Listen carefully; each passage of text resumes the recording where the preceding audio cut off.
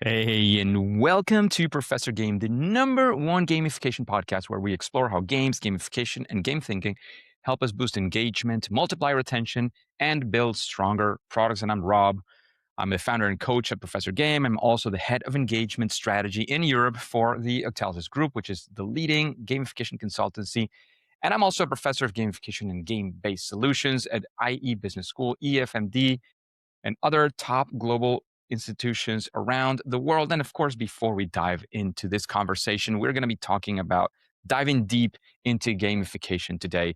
And if the solutions that gamification brings, so the highly desirable, quantifiable end result that you are looking for is greater engagement, greater retention in your products, bigger loyalty in your services, or any of the things that you might see that are achievable through gamification, let's have a chat because we've got you covered. We can do something. We can work together to get you those results. All you got to do is click on the link below in the description and we will get you started. So, engagers, as I was just describing today, we will have one of those episodes where we dive deep or deeper into one of the gamification topics around the world. Today, as you know, a few months back, I joined the Octalysis Group, which is, as I mentioned at the intro, the leading gamification consultancy and behavioral design. Since I've been there, of course, I've been diving deeper and deeper into Octalysis per se, the framework, the way things are there, and the way we structure work as well, and working with clients, diving like really, really deep into all this kinds of work. Before I did this, I was very aware of the framework. I understood many things. I even use it in many of my classes. But of course, working on it is a completely different animal, let's call it. So today, I want to take advantage of some of that experience that I've had to give you a Octalysis 101, so to speak, on the framework. I'm going to be diving into, and of course, you can find a lot of content on this by Yu-Kai Chao. He spends, literally, he has probably thousands of hours talking about Octalysis, and you can find that there. But if you're following this podcast and you're not super deep into Octalysis framework, this can definitely help you get started. And I also want to know if this is of interest to you so we can dive even deeper into either each of the core drives or left brain, right brain. We'll be talking about that or anything within the framework. So this is also a small experiment to see where you particularly are at and how interesting this kind of content can be for you. So let's start from the beginning. According to Yu-Kai Chao, the founder of this framework, gamification is all about deriving the addicting, the engaging elements from games and using them, and I'm paraphrasing broadly here, for real world productive activities. At the Octalysis Group, we strive to make important things more enjoyable and enjoyable things more productive. That is what we are constantly doing, and that is our approach to gamification itself. That is what we think of when we're talking about gamification. And it all starts with what we call function focused design versus human focused design. In function focused design, essentially what you're saying is you give some instructions to a person, or rather a robot, and then this happens. You do A, then you do B, then you do C, and that's it. It's simple. Life is function focused. You complete the task or you do not complete the task. You are in your job, you get paid to do that job, you do exactly everything you're supposed to do for the job. You're at the university, you're supposed to study, so you study, right? Well, as you may very quickly realize, this is not exactly true because that is not what happens. I'm a professor at the university as well, and I see many students who are supposed, quote unquote, to study because you're there to study, and guess what? They don't. Enter the corporate world or life and work. We're supposed to do things, we know they're good for us, and yet we do not engage in those activities. That is where we start talking about what we call human focused design. Why is that important? Because when you only consider us as, again, robots, this happens, then this has to happen as well. It's like a sequence of things that happens one after another. You ignore things like choice and especially motivation. And choice also provides with motivation by itself. What I'm saying here is that when we talk about gamification, when we design gamified solutions, we are thinking of things through the lens of human focused design. We're not ignoring the function. The functions are important. You build an app and it is able to do A, B, C. So you get into the app and the person is able to do the activities, or you get into this experience, you go to the university and people are able to study, they're able to go to class, they're able to listen to their professors. That doesn't mean they're motivated to it. And that's when we enter human focused design. You're considering that they have the possibility of doing those activities, but then there is something in between that is not necessarily connecting every time, which is the motivation. I can do it. Am I actually motivated towards doing it? And the theory behind the way we see this is that we understand that part of the reason why this industry is called gamification is because games, and video games in particular, were the first ones to really focus. Like, as an industry, video games are the ones who really understood this from the get-go and are able to design games with human focus. They're really understanding the motivation, because we play games only for the sake of playing the games. There's nothing productive. Most commercial video games, there's nothing productive behind them. Chess did this, millennia ago. But as an industry, video games are the ones who started doing that. Does it mean that everything needs to look like a video game? Does it mean that everything needs to be on a screen? Well, no. But it is all about learning those lessons, those elements, those techniques that we have from video games. And you start looking deeper into it, and you also find things in other kinds of games, sports, board games, et cetera, bringing those elements into other types of activities that are not just there for entertainment. So that is the essence of it. Does the result of a gamification process need to look like it is a video game or a board game? Well, the answer is no. That is a choice that you make along the way. You're not forced into that. Something can be called gamification without looking like a video game, like a board game, or a sport or anything like that. It is taking the principles, because it is essentially based on human nature, the way we process things, the way we are motivated. It's sort of part of anatomy in many ways.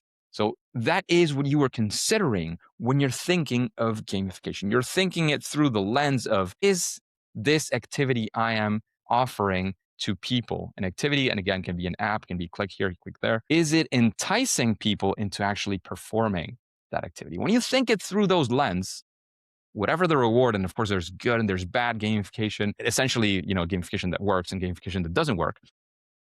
When you see it through those lens and you start thinking about the motivation and using those psychological principles, you are entering the world of gamification. What are the strategies? There's many strategies. You're entering behavioral science, behavioral design, all these things. You're entering all of that. Gamification is a form of behavioral design, of behavioral science, and it is based on, good gamification is actually based on behavioral design. And Yukai, in particular, after thinking and reflecting upon this for many years, he designed the Octalysis Framework, which is based on the 8 core drives. I'm not going to super deep dive into each of them with, super deep examples or anything of the sort. I just want to give you an intro to what these core drives are, so that you start understanding what this is even about. It's an intro to the Octalysis Framework in general. So I want to give you that idea. Now we know what is function-focused versus human-focused design. Let's enter specifically, how do we view motivation within the Octalysis Framework? The Octalysis Framework, from the octagon, has 8 core drives. The 8 core drives, we number them to make it easier as well to remember and to name, and I'm going to go through each one of them. So core drive 1 is epic, meaning, and calling. That's when we are motivated to do something for a reason that is bigger than ourselves, or because we were, quote unquote, chosen to be the ones to perform the action. There's a greater power, so to speak, talking to us. And I'm not talking about divine or religious in any way necessarily, which is also included as well, of course. Religion and that greater good and all of that is included there. But there is something bigger. Wikipedia is a good example, right? Wikipedia is keeping, the knowledge of the world and so on. People who are within Wikipedia, who are moderators there, most of them are not being paid. They are almost solely motivated by that greater thing, that greater purpose, bigger than them. And they're motivated into taking action through core drive 1, epic meaning, and calling. Then we have what we call core drive 2, development, and accomplishment. Development and accomplishment is that internal drive of making progress, of developing skills, eventually to overcome challenges. Simplified gamification tends to focus a lot here because here's where you have points, where you have badges, where you have leaderboards. It's sort of showcasing where you are and how much you are progressing, showing that achievement. It is relatively easy to design in those terms. It's really hard to make it actually be working and drive results. Badge is meaningful if you overcame a challenge to achieve it because it represents the challenge that you overcame. Giving a badge to somebody for logging into an app for the first time, it's like, well, is it meaningful enough? You need to have a win state, but is that good enough? That's where you start entering the terrain of meaningfulness of badges, which is also as important. Core drive 3 of empowerment, of creativity, and feedback, which is the next core drive, is all about people being engaged with the creative process. When you are sort of repeatedly having to strategize, to think through things in a creative way, and then getting feedback of how well you solved the problem, so to speak. When people are creating for social media, they're engaging in a creative activity. You're creating your own posts, your own things, and you're getting feedback from people, getting likes, getting comments, and all that. It's one of the reasons why social media can be very enticing to create on when you start engaging in that activity, if this core drive is very driving for you. After core drive 3, we have core drive 4, ownership and possession. It's a drive where you feel motivated because you own something. You're motivated into improving that thing, making it better, or into actually going into action because you have that ownership, or to increase that ownership, or to have more. Money is clearly included here. The possession, having more money, accumulating money, having collection sets. Oh, I want to improve my collection set. When sometimes we are spending a lot of time in completing our collection set. For example, when you are, when the World Cup comes in and they have these albums where you have all the players, completing the collection of having all the players in the album, you're being driven by ownership and possession, completing that set. If you have an avatar in an app, customizing and making it your own it's precisely an expression of core drive 4, ownership and possession. Then we enter core drive 5, which has to do with social influence and relatedness. This is where we are motivated essentially by everything that's social: mentorship, acceptance, social responses, companionship, competition, cooperation, envy, all of the things in which we are being related to one another as fellow human beings is where core drive 5 comes in. We are driven into action either because somebody else did it, or because somebody else didn't do it, or because we want to be ahead of other people. Leaderboards also tend to be placed under this core drive. Notice that I mentioned leaderboards in core drive 2 and core drive 5. Sometimes, and oftentimes actually, things are quote unquote included in several of the core drives. So core drive 5 is all about how we relate. What is our status within a group? And in my opinion, in my experience as well, it's a very strong core drive, and it has to do a lot with our evolution as human beings. Back in the day, if you lived in this small tribe, we humans were not strong, we're not fast, we're not good at climbing trees, we don't have strong teeth. Our best chance of survival is strategizing together, core drive 3, but then together, being in that group. So if they kicked you out of the group, it essentially meant that you are out in the wild by yourself, and you're probably just literally going to die, basically. So you do not want that. Nobody wants to enter that terrain. So since you don't want to be at risk, and your life be at risk, you want to be part of the group. And that's why we are a lot more willing than we would, quote unquote, wish to conform to the group, to the group norms, and be part of the group, or lead the group, or have a status in the group. That's basically the evolutionary reason, in my experience, why, and what I've seen, why that core drive is also so powerful. And then we enter core drive 6, scarcity and impatience. It's essentially the drive of wanting something just because it's scarce, because you don't have it, because it's hard to have. And when they tell you, oh, you will only be able to access this in 2 hours, you're waiting for it. It's like, oh, I really want to get there, or in a month, or in a week. You're thinking about it more and more often. You're driven more into action just because it is scarce, because it is not there. You don't have it available. You are motivating people into taking that action, essentially because they cannot take the action yet. That's kind of the gist of core drive 6, scarcity and impatience. And then we have core drive 7, unpredictability and curiosity. It's a very natural thing to be curious about what happens next. And we're driven into action towards finding out what happens after. That's the reason why we want to watch a movie from start to end, or we want to watch a series and then we watch the next episode, or we read a book and we want to see the next chapter. We want to find out what's happening because we're curious, and because it has a certain element of unpredictability. If everything is super predictable, you get bored very, very quickly. It is that motivation. Problem with that motivation of core drive 7 is that it's also the reason why people get addicted to gambling, for example, because there's a lot of unpredictability. We just want to find out what's going to happen next. Am I going to win? Am I not? Not even the reward itself. The gaining of people in the casino is the main driver of people who are obsessed. They make the money and it's, I have this money, now I can continue gambling and gambling and gambling. It's usually, maybe it starts as you think you're going to make that reward and solve your life, but eventually it's more about that whole obsession of being able to see what's next, see what's next, see what's next. And the last core drive is core drive 8, loss and avoidance. It's that core drive where we are motivated into action for not losing something or for something negative not to happen. We are avoiding a negative consequence. So you're driven into that because you don't want the negative consequence to happen. For example, when you have streaks in Duolingo, which is a very good example, and I have an episode on streaks. When you're driven by streaks, it's because you don't want you don't want to lose the streak. You don't want something to happen to your streak because you have some ownership over that streak, and essentially you don't want that negative consequence to happen.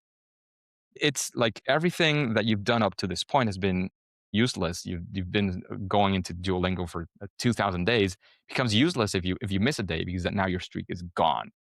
So that is why it is so motivating and so strong in terms of motivation. If we follow up with this, I would definitely be diving deeper into things like intrinsic versus extrinsic motivation, white hat versus black hat in the terms that Octalysis uses them. Let's leave some unpredictability and curiosity maybe, or you maybe just research it online. I'm going to leave you with a bit of a cliffhanger to see if you're interested in diving deeper. So with that, engagers, with that intro to the Octalysis framework, some very quick and small examples that I've been giving you. This is definitely an intro. There's a lot more of depth. Again, Yukai has generated literally thousands of hours of content explaining how this works and how it's being used at the Octalysis Group in his personal practice. He's probably derived a part of his other work outside of Octalysis from the Octalysis framework as well.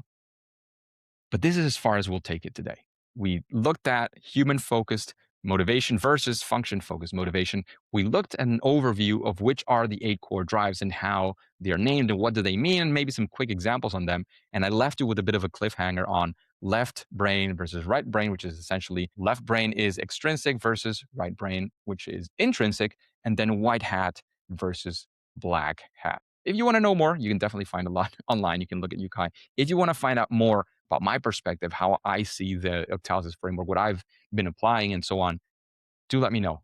If you can, leave me a comment, find me on social media, wherever you are seeing this, let me know that this is something interesting and that you want some more, or even just the feedback of more people than usual seeing this episode, or at least as much as usual. That gives me feedback to see if we do this any further in future episodes. So with that said, as you know, engagers, at least for now and for today, it is time to say that it's game over.